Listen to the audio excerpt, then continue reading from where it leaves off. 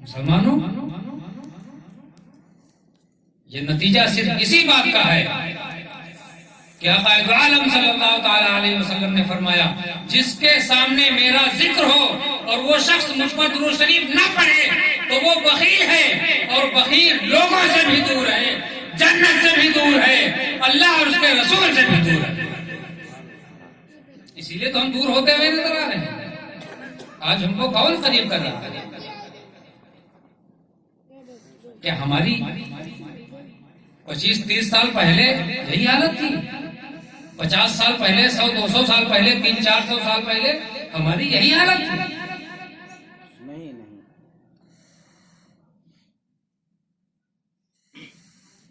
ये हालत हमारी कैसे बनी? तो हमने तो खुद अपनी हालत ऐसी बनाई है। हमने तो अपने आप ऐसी हालत बनाई है। बच्चों को पढ़ाना नहीं है, आलिम नहीं बनाना है, मोबाइल लेके दे दिया। आज के जमाने में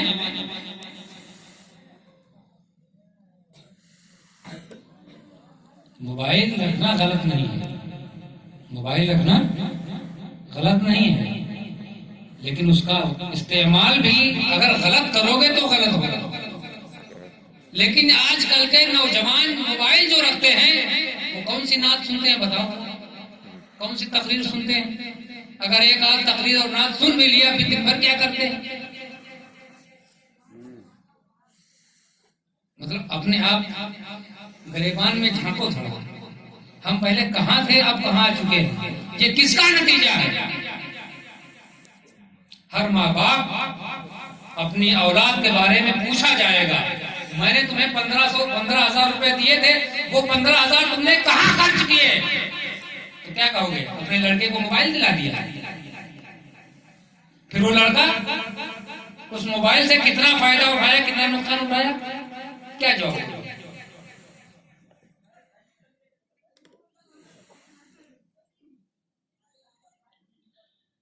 हम अगर आज छावनी में बैठ कर 20, 25, 30 लोग इस बात पर गौर कर ले यार ये चीज गलत है, नहीं होना चाहिए। जिन जिन बच्चों के पास जो पढ़ने जाते हैं या पढ़ने नहीं जाते हैं, उनके पास मोबाइल का क्या काम है? क्या काम है? कोई जरूरत क्यों? आज से 15 साल पहले, 20 साल पहले लोग जिंदगी नहीं गुजारते थे।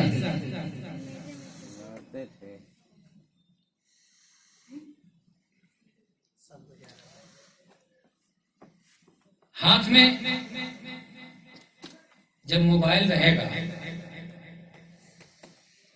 तो जैसे कहते नहीं कि ये अपना खेत, ये दूसरे का खेत, बकरी अपने खेत में जाएगी तो चढ़ते चढ़ते उस खेत में भी जाएगी, जाएगी नहीं जाएगी? मतलब बुराई की जड़ है तो अपनी बकरी को अपने खेत में छोड़कर या तो उसकी हदबंदी करो, दूसरे अपना जा पाए। उसको तुमने छोड़ दिया तो यहाँ खाएगी, फिर उसके बाद अगला खेत देखेगी। तुम बात करने के लिए दोगे, बात करेंगे, फिर उसके बाद में टाइम मिलेगा और आगे बढ़ के देखेंगे। हर माँ बाप को इस बारे में जवाब देना है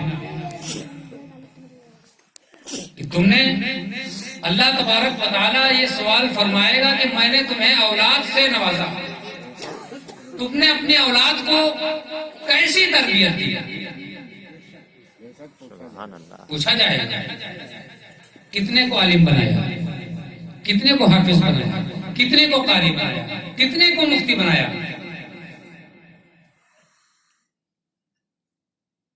इतने माँ बाप बैठे, 2-4 को छोड़ करके क्या जवाब?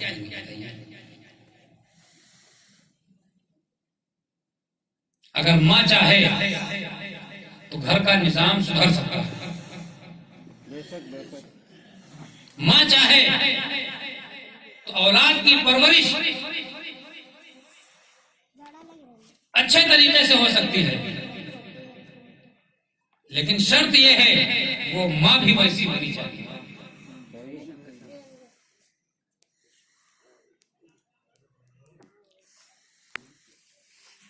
अल्लाह तबारक व तआला ने इरशाद फरमाया, ऐ ईमान वालों,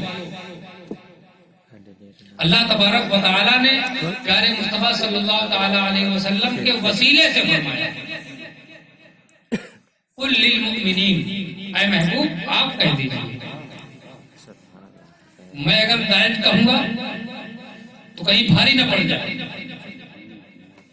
ऐ महबूब, अल्लाह तबारक व तआला अपने प्यारे नबी को, जिनका हम और आप कलमा पढ़ते हैं, महबूब कह के पुकारता है। ऐ महबूब, आप फरमा दीजिए मोमिनों से अपनी निगाहें नीची रखें और अपनी शर्मगाहों की हिफाजत करें, अपनी छुपाने वाली चीजों की हिफाजत करें। अल्लाह तबारक व तआला ने कुरान पाक में ये हुक्म नाजिल फरमा दिया, सरकार ने हमें बता दिया। अब ये हमें और आपको तज्जिया करना है, देखना है, अपने सीने में झांकना है कि हम कितनी निगाहें नीची रखते हैं और कितनी तान के चलते हैं। बताओ। ऐ माँ बाप, तुमको इसका जवाब देना पड़ेगा, तुमने कैसी तरबियत दी।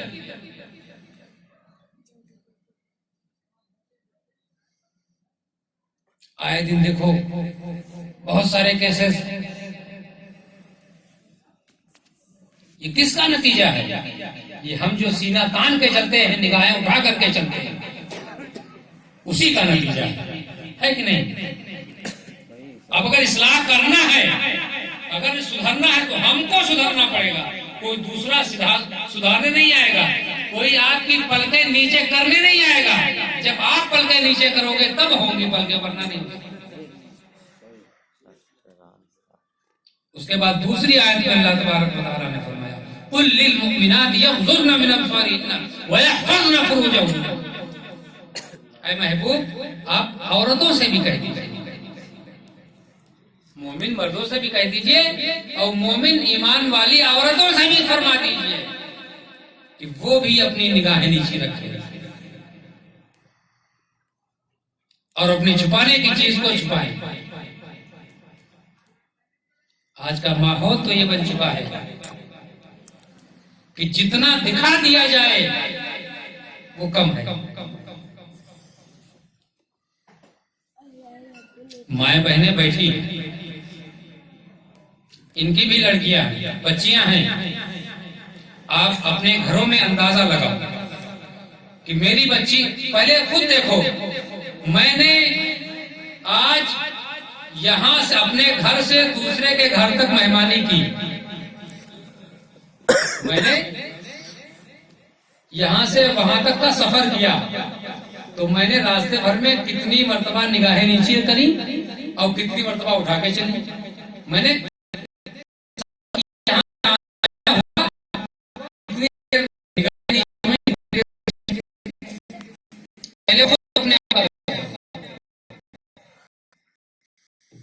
अगर आपकी निगाहें ऊंची रहती हैं, आप गलत, आप निगाहें नीचे करके पर्दे से चलें। उसके बाद में अपने बच्चे को देखें, क्योंकि घर से माहौल बनता है और घर से माहौल बिगड़ता है। घर यानी औरत, अगर औरत सही है तो कोई माहौल बिगाड़ने वाला पैदा नहीं। आज अगर हमारी माएं और बहनें पर्दे से रहने लगे, अगर कहीं जाएं तो निगाहें नीची करके जाएं, किसी लड़के के अंदर इतनी हिम्मत नहीं कि वो उसे बहका दे। बेशक, सुभान अल्लाह, तजुर्बा है। इसलिए कि अल्लाह तबारक व तआला ने कुरान पाक में फरमाया है कि इसी में भलाई है, अगर इसके खिलाफ जाओगे तो भलाई नहीं बुराई। आज बुराई नजर आती है, भलाई नजर नहीं आती है। क्या वजह है कि हमने इस फरमान पर अमल नहीं किया। याद करो वो जमाना हजरत फातिमा ज़हरा रज़ी अल्लाह ताला अन्हा हमारे और आपके नबी की प्यारी चलीती साहबजादी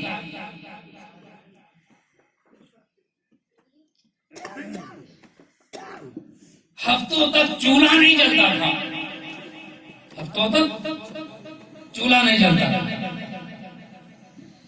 लेकिन कोई बता दे कि फातिमा रोड पर गई हो, किसी ने उसका चेहरा देखा हो, किसी ने उसको चलते हुए या बेपर्दगी के साथ देखा हो। उन्होंने फातह किए किस वजह से? ये जो बाद में मुसलमान बच्चियां आए, वो उरियां ऐसे ही सड़कों पर टहलती रहे। याद करो वो जमाना, मतलब उनको भी याद करो। वो तो सरकार दो आलम सल्लल्लाहु ताला अलैहि वसल्लम की साहबजादी थी।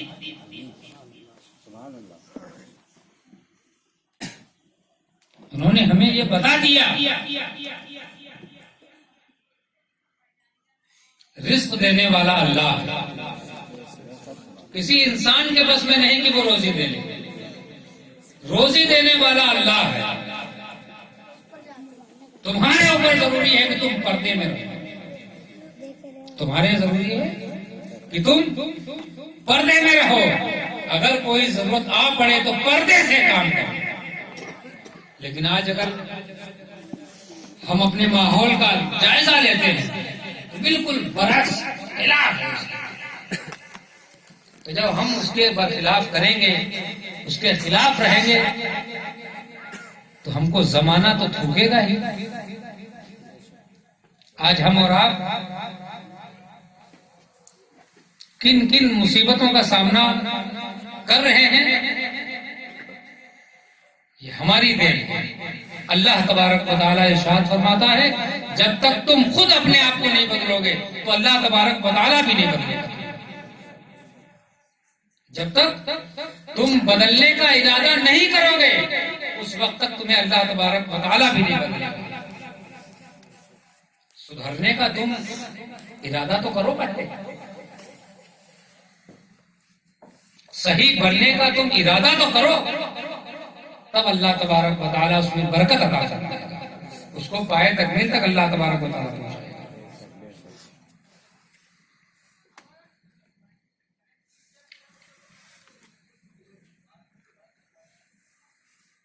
आज अगर हम अपने नौजवान तबके का जायजा लें, नौजवान तबका जानते हैं आप कौन होता है? बच्चे और बूढ़े छोड़ के, यानी 15 साल से 30-35 साल तक की उम्र के जो चाहे लड़के हों चाहे लड़कियां,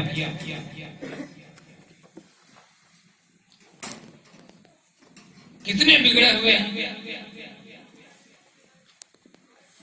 अब बार बार कहने से क्या फायदा, इसका अंदाजा हमें और आपको करना है। हमारे कपड़े कैसे हैं? चलो पहले पैंट शर्ट चलता था, तो चलो वो जायज कर दिया गया। पैंट शर्ट, सीधा साधा पैंट शर्ट चलता था, जायज कर दिया गया, सब लोग वैसे बने। लेकिन अब कौन जायज करेगा? जींस फटी है, घुटने दिख रहे हैं, नहीं है, फटी जींस है, यहाँ फटी, यहाँ फटी, यहाँ फटी, वो पहन के आए, उसको कौन जायज करेगा? अल्लाह तबारक व तआला ने इसे छिपाने का जिक्र खुद किया। तुम बाजार जा रहे हो, यहाँ तक कि मस्जिद भी जा रहे हो, वही जींस पहन, फटी जींस पहन के। बाजार जाओ, टहलने जाओ, मेहमानी करने जाओ, अलग बात। मस्जिद भी जा रहे, नमाज पढ़ने जा रहे, वही फटी जींस पहन के नमाज पढ़ने जा रहे हैं। नमाज होगी उसकी? जब वो छुपाने की चीज है, वो दिख रहा है, वो कहाँ नमाज हो जाएगी? नहीं होगी। तो ऐसा काम करो यार, हम कपड़े पहने और हम अल्लाह तबारक व तआला को याद करने के लिए उस अल्लाह ताला के करीब जाएं। नमाज पढ़ने जब जाता है बंदा तो अल्लाह के करीब हो जाता है, बहुत ज्यादा करीब हो जाता है। आज अगर किसी बादशाह के पास ऐसे जाया जाए तो वो बादशाह भगा देगा, दरबार से निकलवा देगा। और तुम अहकमुल हाकिमीन के बारगाह में जा रहे हो, सबसे बड़े बादशाह के पास जा रहे हो, टी शर्ट है, फटी जींस है, वो भी चढ़ी हुई है, ऐसे जा रहे हैं। नमाज पढ़ोगे क्या? नमाज होगी तुम्हारी? नहीं होगी। मतलब ऐसा कपड़ा पहनो जिससे नमाज तो कम से कम हो ही जाए। सही सही। औरतें फुल आस्तीन का जंपर पहने, घर में रहें, फुल आस्तीन का जंपर, टखनों के नीचे तक शलवार, और जंपर की कली कमर तक ना खुली हो, कमर से नीचे तक होना चाहिए। सुन्नत के मुताबिक तुम लिबास पहनो, ऐसा लिबास पहनो कि उससे नमाज तो कम से कम सही हो सके। मुसलमान हो, तुम्हारी सबसे बड़ी इबादत नमाज है, उसी लायक तुम्हारा लिबास नहीं है, तुमको कौन अच्छा है?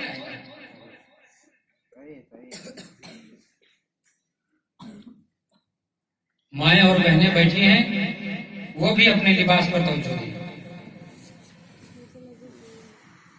अपने लिबास पर तवज्जो दें, क्योंकि औरत से घर चलता है और घर से माहौल बनता है। अगर औरत से घर बिगड़ गया तो घर से माहौल बिगड़ गया, तो जब माहौल बिगड़ गया तो सारा मुआशरा बिगड़ जाएगा, और जब सारा मुआशरा बिगड़ जाएगा तो जैसे कि आज सारा मुआशरा बिगड़ चुका है, तो हम और आप कैसा खमियाजा भुगत रहे हैं।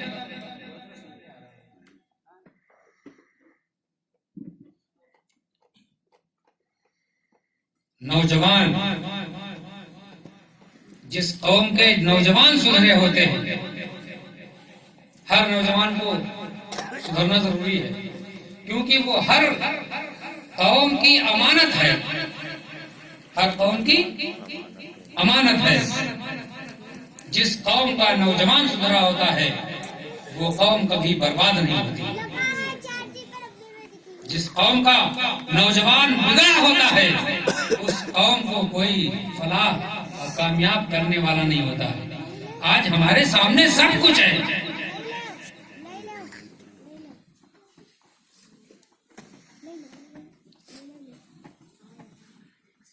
तो मुसलमानों ये सारी बातें तुमको खुद करना पड़ेगा, हमें खुद करना पड़ेगा। जब तक हम नहीं करेंगे तब तक कोई दूसरा नहीं करेगा।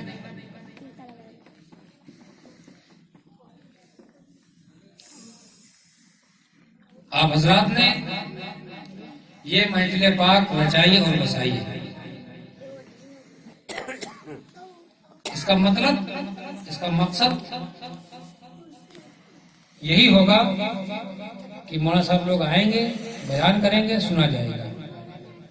उसके साथ में अगर नियत हो तो ठीक, ना हो नियत कि जो सुना जाएगा इंशाअल्लाह उस पर अमल भी किया जाएगा। आमीन। अगर आप अमल करने के मूड में हैं तब तो हमारा और आपका जगना काम आएगा, और अगर जैसे यहाँ आए थे वैसे ही गए तो ऐसा ना करना। कारी आरिफ साहब ने 1 घंटा तक अपने गले को आपके हवाले कर दिया।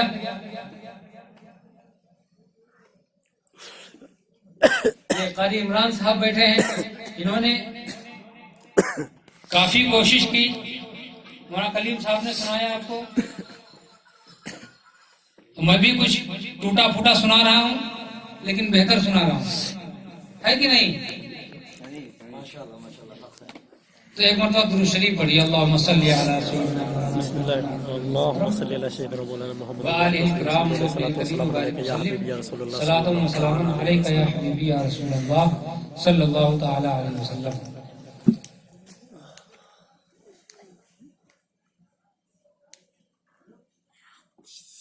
अपने घरों में माहौल पैदा,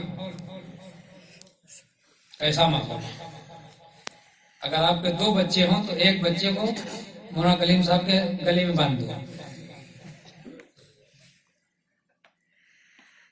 क्यों? जब घर में आलिम होगा, घर में हाफिज होगा, तो हमको कहने की जरूरत नहीं पड़ेगी। आपके घर में वो खुद संभाल लेगा, वो खुद अपने घर को संभाल लेगा। और माएं इस बात पर तवज्जो दें कि अपने बच्चों की तरबियत अच्छे अंदाज में करें, बुराई से दूर रखें। नहीं तो अगर तरबियत अच्छी से नहीं देंगे तो बाद में जब आपका गला दबाएगा तब मौलाना साहब नहीं ताबीज बना के देंगे।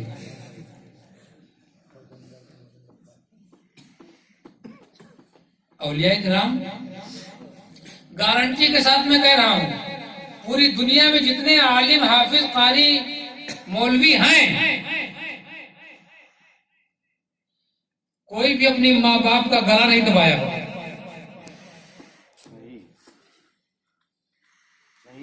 गाली नहीं दिया होगा।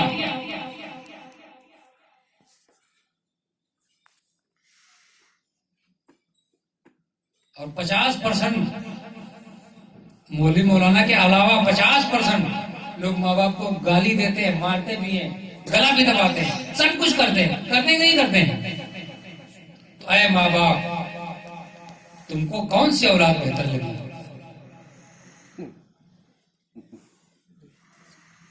जो तुम्हारे लिए बेहतर हो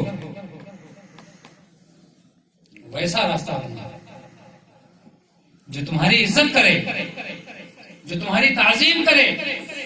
तुम अगर गलत कहो भी, जब भी वो सुनकर खामोश रहे, मुस्कुराता हुआ चला जाए, ऐसा लड़का बन,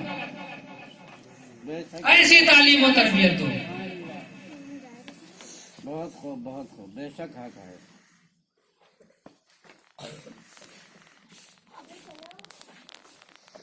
मुसलमानों, बेदार होने की जरूरत है, और कम से कम इतना तो अपने जमीन को झिझोड़ करके जगा दो। खुददारी अपने अंदर ये पैदा करो कि जब कल हम मर जाएंगे तो नमाज जनाजा किसी किराए के मौलवी से नहीं, अपने लड़के से पढ़वाएंगे। सुभान अल्लाह, क्या बात। नारे तकबीर, अल्लाह नारे तकबीर।